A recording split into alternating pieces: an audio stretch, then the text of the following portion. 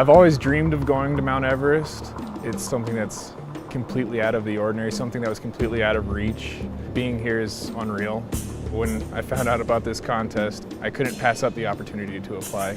Flying from the US to Kathmandu was quite an experience in itself. As we were leaving the airport, I just remember seeing a lot of armed guards, and it just kind of reminded me of that first video that Far Cry did. I just thought this place is insane. Like, we're driving down the road, there's people driving on your side of the road right at you. Everybody's just honking their horns. We drove past one shop and there's a guy out there gutting, like, I think he had actual guts in his hand and he was chopping them up. It's pretty gnarly.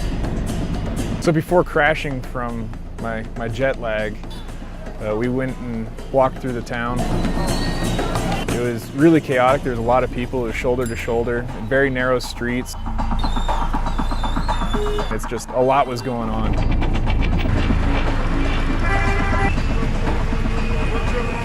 The people seemed to be very friendly. I stand out, like they seem to look at me every time I walk by, but I guess I'm kind of stand out like a sore thumb because I'm a big, tall, white guy. I just got here this morning, and it's a little bit of sensory overload. Walking around Swambunat was really cool, the monkey temple. There were two different religious temples there. There was a Hindu temple and a Buddhist temple. And we went into one monastery and it was super beautiful. It was awesome. The monkeys were feisty and they wanted nothing to do with you unless you had something edible. We also went to Pashupatinat, and while we were there, like immediately walking in, there's a river, and along that river there is like a few piles of wood and they're all burning. And as we're walking, I come to find out that those are some cremation ceremonies. You get this morbid feeling, but then also it's kind of like not morbid at the same time. It seems normal as you're walking by, like you're breathing in human ash.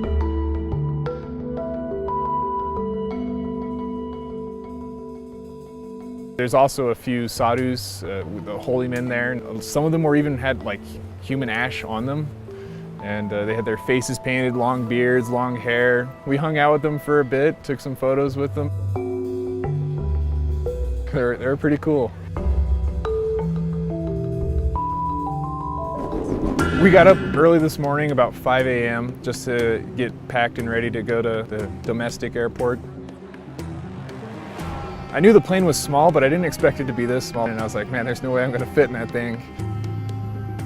I wasn't nervous about the flight. I was actually kind of looking forward to it. I've heard stories of how it was very scary. It was jaw-dropping, seeing like how the fields kind of cascaded into one another. Before getting to Lukla, we'd pass over mountain passes that were like 50 feet below the plane. We came around this ridge and immediately we came upon the landing strip. You have to brake really hard, and then going uphill slows the plane down quite a bit. And then by the time you're at the end of the runway, you have to immediately bank right and I guess pull into your parking spot. It's pretty gnarly.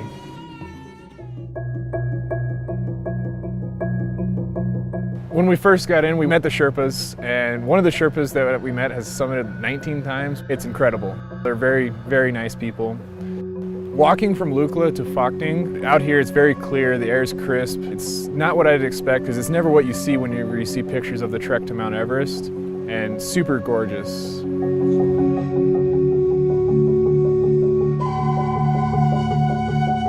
Along the way, there was quite a few prayer stones and prayer wheels, and a lot of them were painted black, and the lettering was painted white, so it looked really, really neat. Waking up in Phokting was really cool. It was also nice to be able to look around and see some of the mountains that we were around. Phokting to Namche was really awesome. The mountains reminded me a lot of southern China, the really steep cliffs with the real green trees on them. The bridges were really cool. They were covered in prayer flags. When you'd get like halfway across the bridge, you'd look down and see the Milky River. You see a lot of porters, and they're carrying loads bigger than myself. so it's pretty impressive to see these guys. We stopped and got some tea, and off in the distance you can see like this awesome lush green canyon. It really reminded me of the Far Cry 4 reveal trailer. When they were driving up to that checkpoint, you could see that snow-capped mountain in the background with the greenery. The kids are everywhere. They're awesome. They're really funny. They're really cute. Love it when they enthusiastically say namaste. We came to the final bridge. It was really high, and I think it was the most beautiful bridge I've ever seen.